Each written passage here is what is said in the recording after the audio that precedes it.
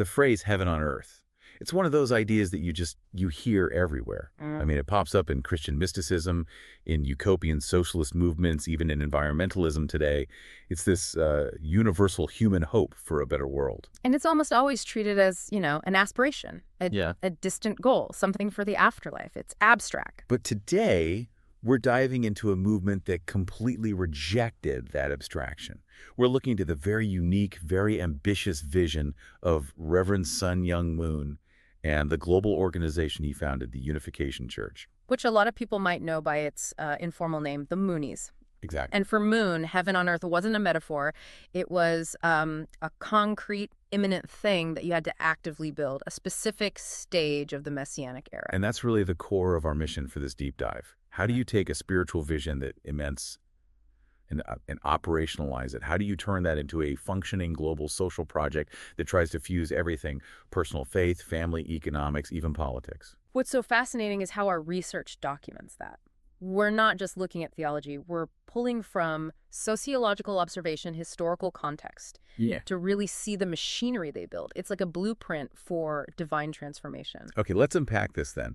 I think we have to start with the theological framework, because without that, none of the other structures really make any sense. You have to start at the beginning. Moon was born in 1920 in what's now North Korea. He grew up in a very agrarian setting, heavily influenced by Confucian values about family and hierarchy. But then he also had this Western influence. Right. During the Japanese annexation of Korea, he attended missionary schools, and that created this really unique blend of Eastern philosophy and Western Christianity that, well, it shaped everything that came next. And that next was the revelation. He claimed he had a direct face-to-face encounter with God. Wow. And that's the moment. He believed God tasked him with, and this is the key phrase, completing the mission given to Adam and Eve. Meaning he had to finish the job of creating the ideal sin-free family, the very thing the biblical figures failed to do. And that led directly to him founding the Holy Spirit Association for the Unification of World Christianity in 1954.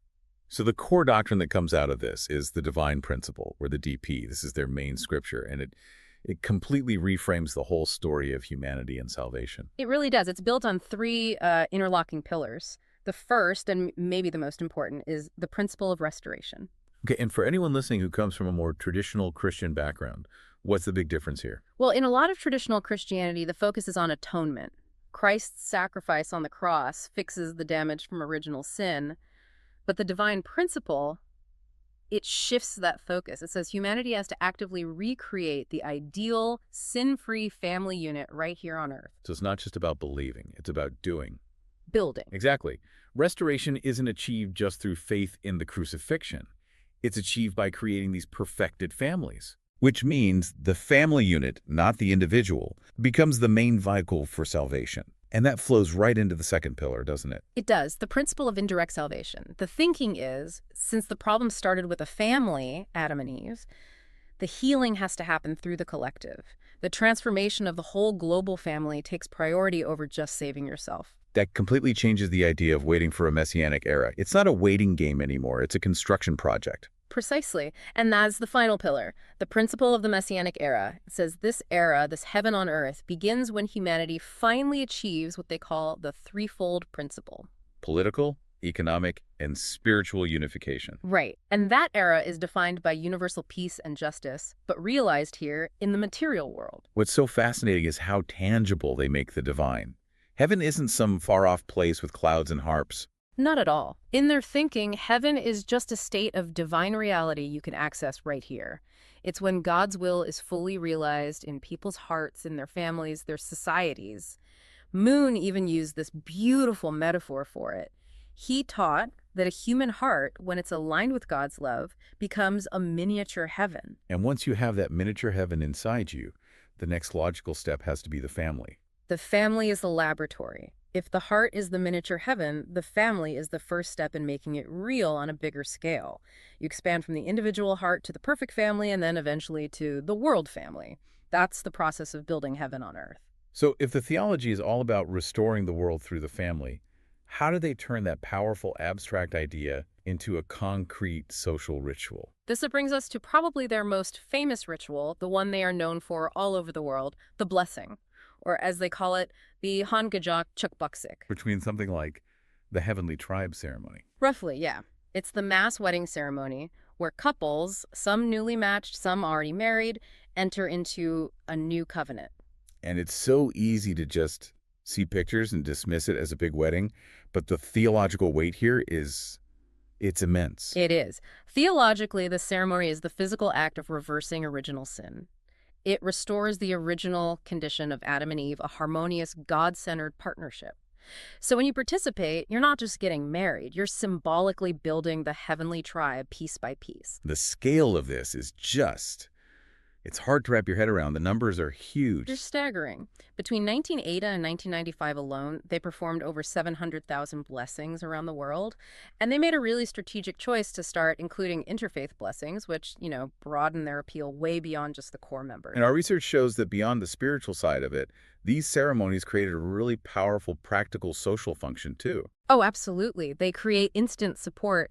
You join this covenant and you're immediately plugged into this huge family support network. And these networks provide real, tangible help housing, job opportunities, counseling. I think we saw a study on that. Yeah, a sociological study back in 2005 found that this community support system was a major factor in the measurably lower divorce rates among members compared to the national averages in a lot of countries. Okay, so you've got a theological system that demands massive social and economic output. If you're going to build heaven on earth, you have to fund it. Which brings us to the economy and Moon's vision for this sort of capitalist-socialist hybrid he called God-centered commerce. It's built on a really interesting idea that making a profit and doing large-scale philanthropy aren't mutually exclusive. They're complementary. The goal is to generate wealth, but without exploitation, and then reinvest that wealth into their spiritual and humanitarian goals. And the whole system is overseen by the FFWPU, the Family Federation for World Peace and Unification. This is the big umbrella organization that covers everything from publishing like the Washington Times to manufacturing with the Tongol Group and all their educational institutions. And all of these businesses operate on a principle of, well, you could call it profit sharing with the mission. Their earnings are deliberately funneled back to support the global infrastructure, the peace projects. It explicitly links business success to spiritual progress. There's a really concrete example of this in action, the Tongol Group's Village Development Program in South Korea back in the 70s. This wasn't just charity. No, it was a whole system. They targeted impoverished rural areas and combined job creation with infrastructure development and, of course, spiritual education. It was a fully integrated plan. And the results, they weren't just abstract. They were quantifiable. What were the numbers on that? Over a decade, the villages in the program reported a 38% increase in household income and a 25% drop in crime. And the organization points to those metrics as direct results of the spiritual and community structure their doctrine provides. So we have this political vision for heaven on earth, which is basically scaling the family model up to global governance. They see nations as part of a world family. And they formalize this through the International Summit Council for Peace, the ICSP. And this council proposed this really unique tripartite government structure, modeled directly on the family. Walk us through that. Well, it sees the executive branch as the father, focused on stewardship and rational oversight. The legislative branch is the mother, focused on compassion and justice. And the judicial branch is the child, representing innocence and growth. They literally tried to organize global policy around these parental roles. And they were serious about pushing these ideas. This wasn't just a thought experiment. Not at all. Their soft power diplomacy was constant. You had Moon's high-profile lobbying for a peace treaty on the Korean Peninsula back in '91. They were actively trying to be a sort of non-state religious mediator in these really intense geopolitical conflicts. And that global reach gave them some serious institutional legitimacy, right? Yeah. I mean, beyond just photo ops, we're talking about over 500 ministries in more than 70 countries. Yeah. But the big turning point was 1995. Yes. Getting UN ECOSOC consultative status in 1995 was huge for them. This isn't just a plaque on the wall. That status allowed them to submit formal policy recommendations to the United Nations on critical global issues. Like what? Family welfare, sustainable development, poverty. It effectively gave them a voice at the highest levels of international governance. Of course, building this massive infrastructure spanning theology, economics, politics, it's going to attract a lot of attention. And not all of it was positive. We have to transition now to the challenges and critiques the Unification Church faced, which were at times pretty harsh. Yeah, the critiques really focused on two major areas. The first involved allegations of what critics called cult-like practices. Specifically, they focused on high control tactics. And what did critics mean when they use those terms? They pointed to the strict hierarchical authority that centered on Moon, really intense recruitment methods, and significant financial pressure on members to donate or fundraise, sometimes leading to, a loss of their independent life outside the church. Scholars like Stephen Hassan even classified some of their practices under a thought reform model. And how did the church push back on that?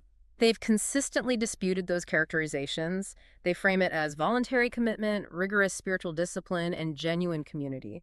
They argue that the demands are spiritual, aligning your heart with the divine principle, not coercive. And beyond the controversies around their practices, that huge business empire also drew legal fire, especially in the U.S. It did. Because they were mixing a spiritual mission with these massive commercial businesses, the IRS challenged their tax-exempt status. That led to a big settlement in the early 90s that forced the church to draw a much clearer line between its nonprofit religious activities and its for-profit companies. And there were also real-world labor disputes, which brings us back to that tension between the ideal of God-centered commerce and the reality on the ground. Exactly.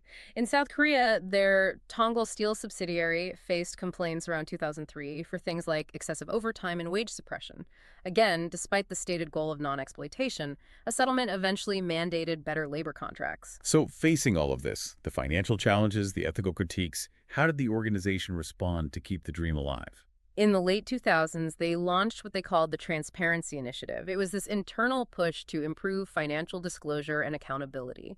It meant public annual financial reports, setting up independent ethics committees, and even mandatory leadership rotation to kind of diffuse that centralized power. But despite all the controversies, we can't ignore the fact that some of their tangible successes, the empirical results, they do exist. They absolutely do. We mentioned the higher marital stability, the very specific income improvements in their development projects, that 38% rise in Korean villages.